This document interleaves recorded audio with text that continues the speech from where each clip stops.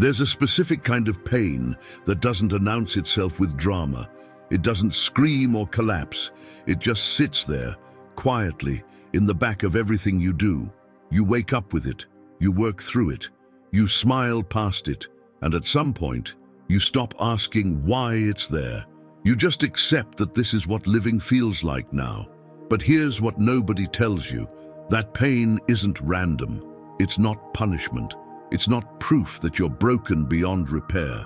It's a message, a signal from a part of you that's been trying to speak for years, maybe decades, and you've been too afraid, too busy, or too numb to listen. And the longer you ignore it, the louder it gets. Until one day, it's not just in your chest anymore. It's in your body, your decisions, your relationships. Your entire life becomes a monument to something you refuse to face. But what if you could stop running? What if, instead of letting that pain consume you in silence, you turned it into something else entirely? Not art in the gallery sense. Art as survival. Art as the only honest thing left. Your pain has been speaking a language you were never taught to understand. It shows up as exhaustion that sleep doesn't fix, as numbness where feeling used to be, as a weight in your chest that has no medical name. And because you can't explain it, you assume it's your fault, that you're weak, that everyone else figured out how to live without carrying this invisible burden. But pain isn't a design flaw. It's a communication system. And when emotional pain goes unprocessed for long enough, it doesn't just disappear. It finds other ways out, through your body, through your choices, through the version of yourself you've built just to survive another day. This video isn't about fixing you, because you're not broken. It's about translation, about finally understanding what that pain has been trying to tell you all along. And more importantly, it's about showing you how to turn that raw, suffocating weight into something that doesn't destroy you, into direction, into meaning, into a kind of art that has nothing to do with talent and everything to do with staying alive in the truest sense. Stay with me until the end. This won't heal you overnight, but it will give you something you haven't had in a long time, a way forward that actually makes sense.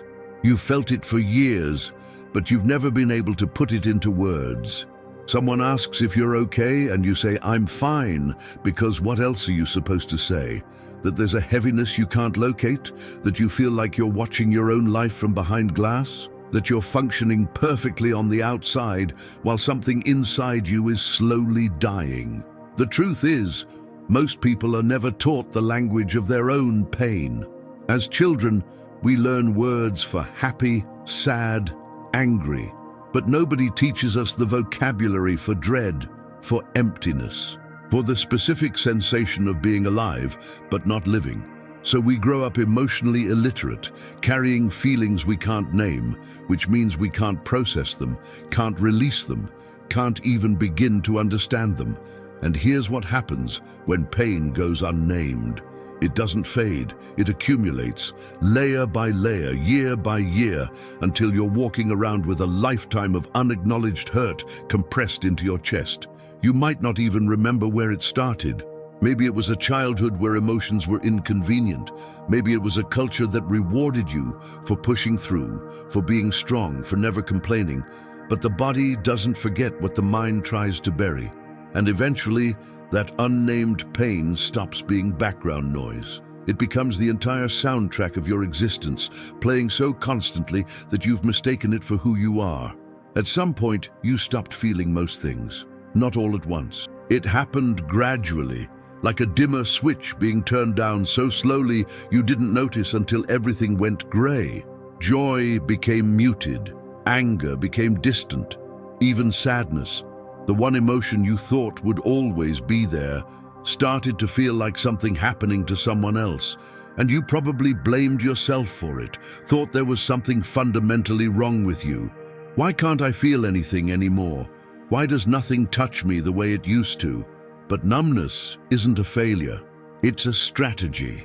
When your nervous system determines that feeling everything would destroy you, it does the only thing it can. It shuts down the reception. It's not cruelty, it's mercy.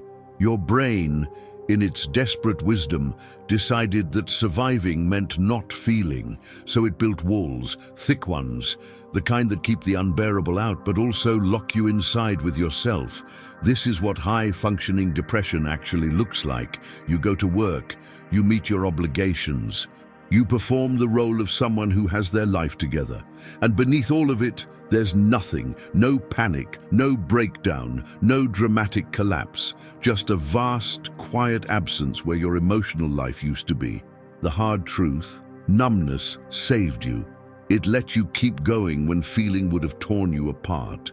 But what saves you in crisis becomes a prison in peacetime. And now you're here, alive but not living, protected but not free. Your mind might have learned to forget, but your body never did. Every emotion you swallowed, every truth you couldn't speak, every moment you forced yourself to keep going when you wanted to collapse, all of it got filed away. Not in your memory, in your tissues, your muscles, your nervous system. This is why you can feel fine one moment and then your chest tightens for no reason. Why your jaw aches even though you're not consciously stressed. Why exhaustion lives in your bones no matter how much you rest. It's not random, it's not weakness, it's your body trying to complete conversations your mind refused to have. There's a term for this: somatization. When psychological pain has nowhere to go, it converts into physical symptoms, migraines that appear out of nowhere, chronic tension that no massage can touch, digestive issues with no medical cause, panic attacks that arrive like storms with no warning. Your body is screaming what you've been too afraid to say out loud. And here's the brutal part: you can't think your way out of this. You can't logic yourself into feeling better, because the pain isn't living in your thoughts anymore. It's living in the place beneath language, in the autonomic responses that run your system without asking permission. The body keeps score. It remembers every moment you betrayed yourself to keep the peace, every time you performed strength when you needed to break down. And it will keep manifesting that unfinished business until you finally stop running and listen. There comes a point where you have a choice. You can keep numbing, keep pushing, keep building higher walls around what you refuse to feel, or you can do the one thing that terrifies you most: turn toward it, not to wallow, not to collapse into it, but to finally give it form. This is where art begins. Not art as something pretty, not art as performance or skill or something you hang on a wall. Art as the act of taking what's formless and unbearable inside you and making it real outside you. A conversation, a sentence, a drawing that doesn't mean anything to anyone but you. A voice memo you record at 3 in the morning when the weight becomes too much. Expression is the release valve your nervous system has been searching for. When you externalize pain, when you give it shape and witness it outside your own skull, something shifts. The pressure drops. Not because the pain disappears, but because it's no longer trapped inside you, circling endlessly with nowhere to go. You don't need talent for this. You don't need permission or an audience or validation. You just need to stop treating your pain like a secret that will destroy you if anyone sees it. Because the truth is, keeping it hidden is what's destroying you. Art in this sense is survival. It's the difference between being consumed by your internal chaos and learning to move it through you. The moment you stop running from your pain and start translating it, you reclaim something vital. The ability to shape your own experience instead of being shaped by it. Here's what most people don't understand. You're already creating something with your pain, every single day. You just don't realize it because it's not conscious, it's not intentional, but it's happening. When you suppress what you feel, you don't make it disappear. You redirect it into patterns, into behaviors, into an entire architecture of survival that becomes your personality.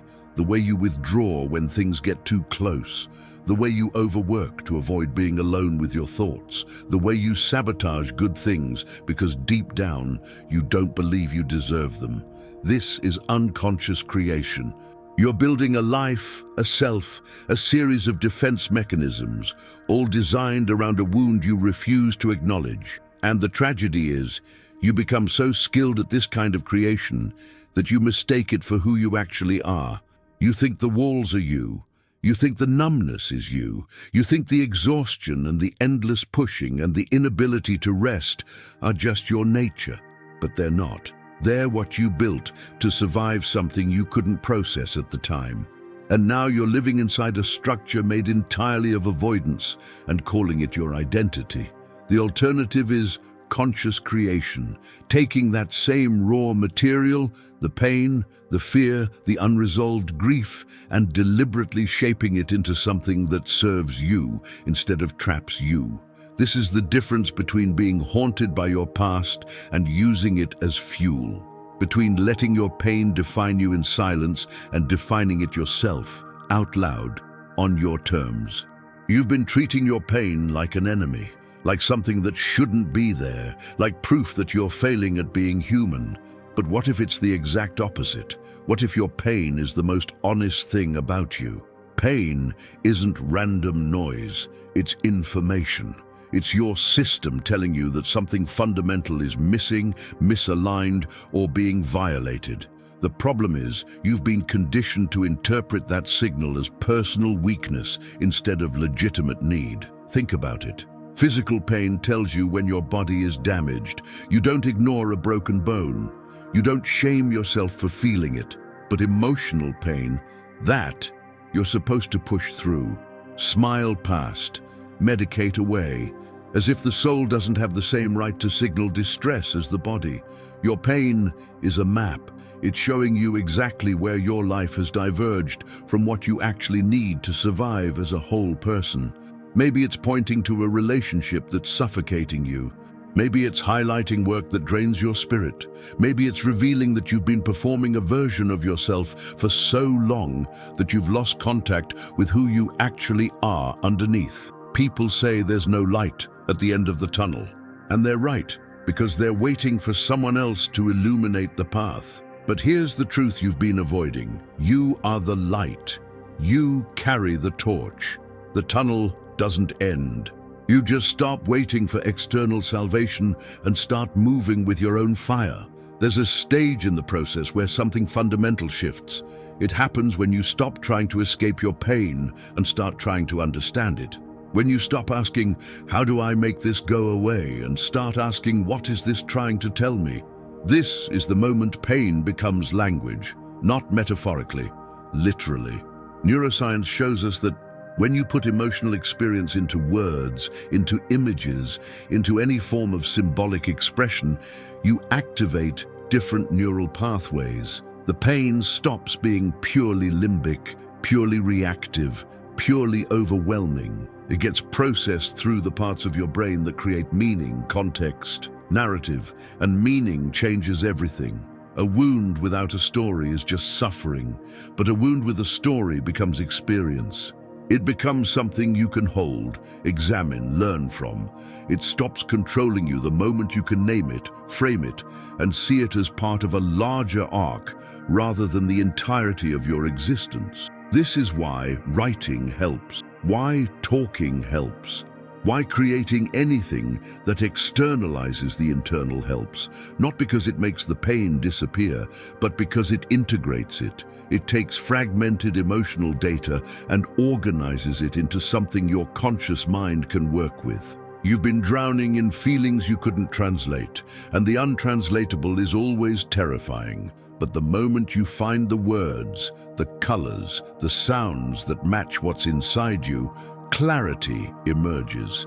Not the clarity of answers, the clarity of finally understanding the question your life has been asking all along. This is where everything converges. You've named the pain. You've understood its language. You've stopped running and started translating. And now comes the part nobody warns you about. You have to decide who you become next.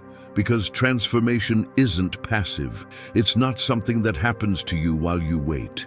It's something you build deliberately with the only materials you have. The wreckage of who you were and the raw truth of what you've survived. Pain, when processed, becomes the foundation of a different kind of strength. Not the strength that powers through and pretends everything is fine, The strength that knows exactly how heavy the weight is and carries it anyway.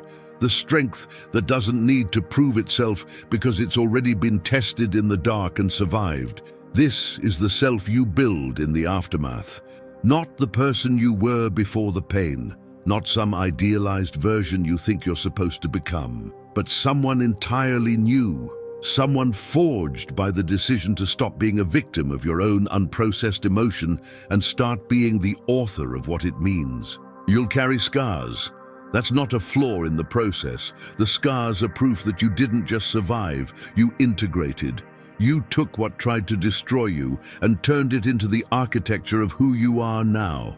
And that person, that version of you built from pain, transformed into direction, is more real than anything you've ever performed. This is art in its purest form, the ongoing creative act of becoming yourself in full view of everything that tried to stop you. You didn't choose the pain, but you can choose what you do with it. That's the only freedom that matters when everything else feels like it's been decided for you. Most people will spend their entire lives running from what hurts, building bigger distractions, louder noise, thicker walls, and they'll call it strength, they'll call it moving on, but you'll know the difference now. You'll know that real strength isn't in the running, it's in the turning around. It's in the moment you stop letting your pain be this shapeless, nameless thing that controls you in the dark, and you drag it into the light and make it visible. And here's what happens the moment you do that. The moment you turn your pain into something outside yourself, you feel different, not healed, not fixed, but different. There's a shift, subtle but undeniable, like a pressure valve finally releasing. The pain doesn't disappear, but it stops being the only thing. It becomes one element in a larger picture, something you're shaping, instead of something that's only ever shaped you. That act alone, that first movement toward expression, changes the entire equation. So let me ask you to do something right now, something small but profound. In the comments below, leave your pain. Not a performance of it, not a polished version, just the raw truth. One word if that's all you have, a sentence, a fragment, a confession you've never said out loud. Let this be the place where you stop carrying it alone. Because here's what makes this space different. Nobody here knows your name, your face, your history. But we understand. We've felt the same weight in different forms. And in that anonymity, there's a strange kind of safety. No judgment, no pity, no one trying to fix you or tell you it's not that bad. Just recognition, just presence, just other people who are also learning to turn their pain into something that doesn't consume them. When you read through these comments, you'll see yourself reflected in strangers. You'll realize you're not alone in this particular darkness. And somehow that matters. It loosens something. Because pain thrives in isolation, but it loses its grip when it's witnessed, when it's shared, when it becomes part of a collective act of survival. This community becomes a kind of mirror, a place where your pain is met with understanding instead of dismissal, where your honesty inspires someone else to be honest, where your courage to speak gives someone else permission to do the same. We don't know each other, but we're building something together in this comment section. A monument to the things we've survived, a reminder that transformation doesn't happen in silence, so write it down. Whatever it is, let this be the beginning, not of healing, but of movement, of translation, of turning the unspeakable into language and the unbearable into something you can finally hold outside yourself. You'll feel it the moment you hit send, that small shift, that first breath after being underwater too long. Your pain was never the problem. The silence around it was, the isolation, the belief that feeling it made you broken. But you're not broken, you're human. And being human means carrying weight no one else can see and finding a way to turn it into proof that you were here, that you felt it all, and that you refused to let it be the end of your story.